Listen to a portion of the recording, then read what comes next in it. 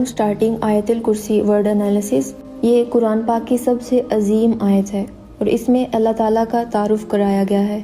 اس آیت میں 10 باتیں کی گئی ہیں اور اللہ کی کچھ صفات کا ذکر ہے۔ اس آیت میں اللہ تعالیٰ کا اسم اعظم ہے، وہ جسے پکار کر کچھ بھی مانگا جائے تو اللہ تعالیٰ عطا کرتا ہے۔ نبی کریم صلی اللہ علیہ وسلم نے فرمایا کہ ہر چیز کا کوہان اور بلندی ہے۔ قرآن کریم کی بلندی سورۃ البقرہ ہے اور اس میں آیت الکرسی تمام آیتوں کی سردار ہے، اور جو شخص فرض نماز کے بعد آیت الکرسی پڑھ لے کوئی چیز اسے جنت میں جانے سے نہیں روک سکتی۔ یہ آیت اللہ تعالیٰ کی پرفیکشن اور ڈومینین اور توحید کے کنسیپٹ کو سم اپ کرتی ہے۔ اس میں اللہ تعالیٰ کی اہم ترین اور کامل ترین صفات کا ذکر ہے۔ یہ آیت اللہ تعالیٰ کی عظمت، اللہ تعالیٰ کی بڑائی اور اللہ تعالیٰ کی صفات اور کمالات بیان کرتی ہے۔ آغاز ہو رہا ہے اللہ لا الہ الا ہو، اللہ سے آغاز کیا ہے۔ اللہ اس میں ذات ہے، پرسنل ناؤن۔ اللہ نے اپنے ذاتی نام سے اس آیت کا آغاز کیا ہے کہ اللہ تعالیٰ کی ذات وہ ہے جو تمام کمالات کی حامل اور تمام نقائص سے پاک ہے۔ وہی دانا بینا، صاحب قدرت اور صاحب ارادہ ہے، اس کے سوا کوئی عبادت کے لائق نہیں۔ الحی القیوم، زندہ ہے، قائم ہے، قائم رکھنے والا ہے۔ قیوم لفظ کا روٹ ورڈ ہے قاف واو میم، وہ جو کسی سہارے کے بغیر قائم ہے بلکہ دوسروں کے لیے سہارا ہے۔ القیوم مبالغے کا صیغہ ہے، یعنی سب اس پر ڈیپینڈ کرتے ہیں، وہ کسی پر ڈیپینڈ نہیں کرتا۔ تو قیوم کسی انسان کا نام نہیں ہو سکتا، کیونکہ قیوم کا مطلب وہ ہستی جو کسی سہارے اور مدد کے بغیر کام کرے، اسے کسی سہارے اور مدد کی ضرورت نہ ہو۔ سورۃ فاطر میں آتا ہے کہ اے لوگو تم سب اللہ کے محتاج ہو اور اللہ وہ بے نیاز ہے، تعریف والا ہے۔ کوئی انسان قیوم ہو نہیں سکتا کہ اسے کسی سہارے کی ضرورت نہ ہو، کیونکہ کچھ صفات ایسی ہیں جو صرف اللہ کی ذات کے لیے ہی جائز ہیں۔ کسی دوسرے انسان کو پکارنا گناہ ہے کیونکہ وہ اس کی شان پہ فٹ ہی نہیں آتا۔ تو الحی القیوم وہ زندہ ہے اور وہ قائم رکھنے والا ہے۔ انسان تو خود اپنے آپ کو قائم نہیں رکھ سکتا، کسی اور کو کیا رکھے گا، کسی اور کو کیا سہارا دے گا۔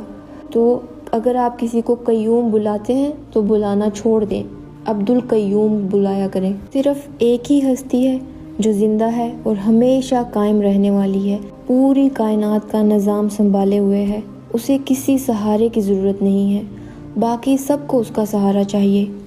لا تأخذہ سنۃ ولا نوم، اور نہیں پکڑتی اسے، نہیں آتی اسے اونگ اور نہ نیند۔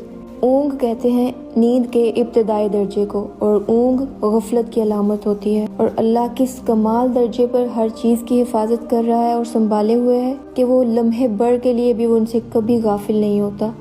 نیند تو دور کی بات، اسے اونگ بھی نہیں آتی۔ اللہ تعالیٰ انسانی ضروریات اور انسانی کمزوریوں سے پاک ہے، اسے کوئی ریسٹ نہیں چاہیے، اسے کوئی نیپ نہیں چاہیے، نہ ہی وہ ایگزاسٹ ہوتا ہے اور نہ ہی اسے کسی قسم کی تھکاوٹ ہوتی ہے۔ اور اللہ تعالیٰ ہر وقت الرٹ اور اپنی مخلوق کو دیکھ رہا ہے، وہ جو بھی عمل کرتے ہیں، وہ جو سوچتے ہیں، وہ جو بھی کام کرتے ہیں، اللہ تعالیٰ لمحے بھر کے لیے بھی ان سے کبھی غافل نہیں ہوتا۔ لہو ما فی السماوات و ما فی الارض، اسی کے لیے ہے جو کچھ آسمانوں میں ہے اور جو کچھ زمین میں ہے۔ زمین اور آسمانوں میں سارا کچھ اس کی ملکیت ہے۔ تمام سیارے، ستارے، گلیکسیز، وہ تمام چیزیں جنہیں ہم جانتے بھی نہیں ہیں، وہ سب اللہ کی ہیں۔ اللہ نے ان سب کو پیدا کیا۔ اسی طرح پہاڑ، جنگلات، صحرا، گلیشیئرز، دریا اور سمندر، سب چیز اللہ کی ملکیت ہے۔ اسی طرح ہمارا نفس، ہماری جان، ہمارا مال، یہ سب اللہ کا ہے۔ ہر وہ انسان جو اس وقت آپ کا سب سے بڑا مسئلہ بنا ہوا ہے، ہر وہ بیماری جس کا علاج نہیں مل رہا، ہر وہ مسئلہ جو حل نہیں ہو رہا، یہ سب اللہ کے ہاتھ میں ہے۔ سورۃ البقرہ میں اللہ تعالیٰ نے فرمایا ہے کہ الم تعلم ان اللہ لہ ملک السماوات والارض، کیا تم نہیں جانتے کہ اللہ ہی کے لیے ہے بادشاہی آسمانوں اور زمین کی۔ وما لکم من دون اللہ من ولی ولا نصیر، اور اللہ کے سوا تمہارے لیے نہ کوئی دوست ہے اور نہ ہی کوئی مددگار۔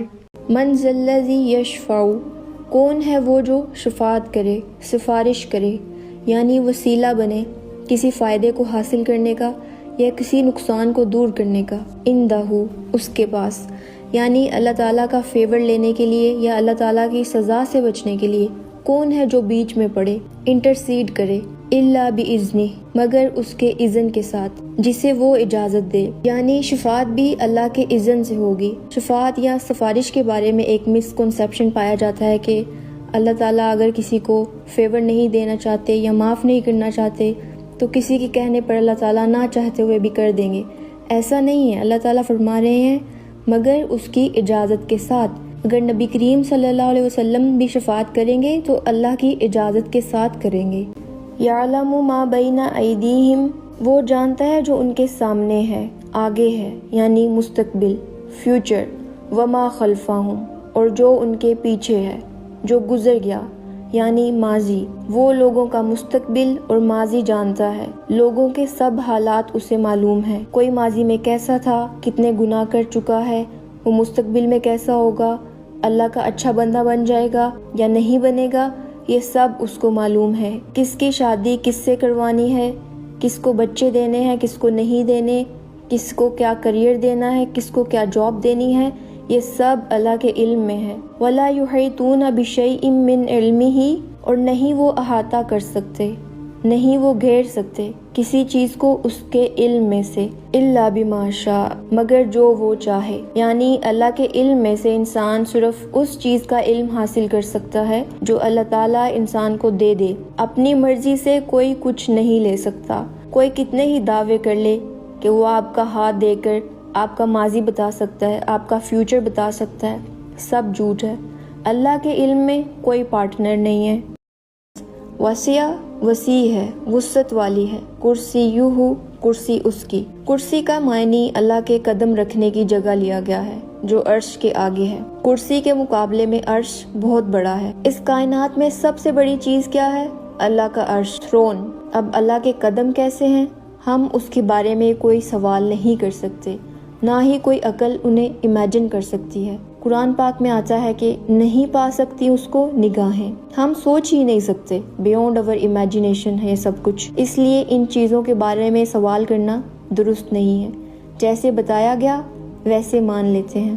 اس کرسی کے مقابلے میں 7 آسمان اور زمینیں ایسے ہیں جیسے صحرا میں پڑی ہوئی ایک رنگ ہو۔ ویسے بھی جو ہماری کائنات ہے اس میں گلیکسیز جو ہیں وہ ایک رنگ کی شکل میں نظر آتی ہیں، اور وہ گلیکسیز بھی لاکھوں کی تعداد میں ہیں، اور یہ سب ساری اکٹھی ہو کر تو یہ کرسی کے مقابلے میں ایسے ہیں جیسے صحرا میں پڑی ہوئی ایک رنگ ہے۔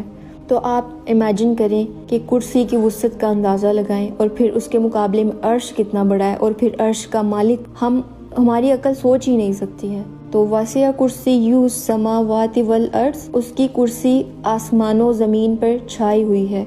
اس کی اصل حقیقت تو اب اللہ ہی جانتا ہے۔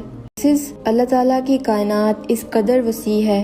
پچھلی آیت میں ہم نے آسمان اور زمین، اس کے مقابلے میں کرسی کا سائز اور عرش کے بارے میں پڑھا۔ اس کے باوجود ولا یعودہ، نہیں تھکاتی اس کو، حفظہما، حفاظت ان دونوں کی۔ یعودہ کا لفظی معنی ہوتا ہے کسی چیز کا باری ہو جانا، کہ کوئی اس کو سنبھال نہ سکے، کسی ذمہ داری کو نبھا نہ سکنا۔ لیکن اللہ سبحانہ و تعالیٰ مسلسل ان دونوں کی حفاظت کر رہا ہے، اور یہ اس کے لیے کچھ بھی مشکل نہیں ہے۔